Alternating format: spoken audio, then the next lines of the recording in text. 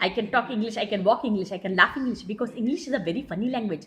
Byro becomes Byron and Baron becomes Byro because their minds are very narrow.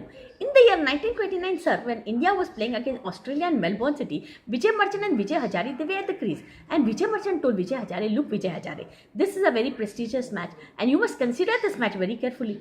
So considering the consideration that Vijay Hazare gave Vijay Merchant told Vijay Hazare that ultimately we must take a run. And when they were striking the ball on the leg side, so the consideration became into an ultimatum, and ultimately Vijay Hazare went to Vijay Merchant.